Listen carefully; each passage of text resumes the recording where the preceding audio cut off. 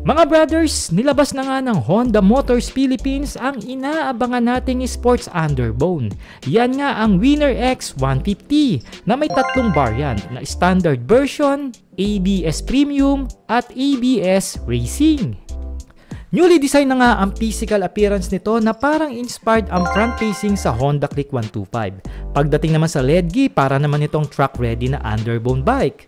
Tumataas naman ang seat height nito ng 795mm na may above standard na ground clearance na 151mm at may gaang lang na 121kg incurred weight. Solid na rin ang mga main features ng Winner X 150 katulad ng single channel ABS na naka-disc brake ang harap at likod na preno. Nakakilis starting naman ang ignition nito. Color digital meter with the USB socket for the charging. And of course, fully LED lights function na rin. Smooth na rin ang shifting natin dito sa kanyang sleeper clutch assist ni Winner X 150. Kaya panalo talaga.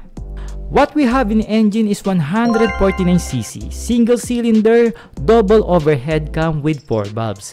This is a PGM FI underbone with the liquid cooling system dahil mataas ang kanyang compression ratio na 11.3:1 at may 6-speed manual tranny. Kaya nitong sumibat ng 13.5 Nm of torque at dumudulo naman ito ng 15.4 horsepower pagdating sa takbuhan. Centered monoshock ang rear suspension ni Winner X 150 at conventional telescopic port naman in the front.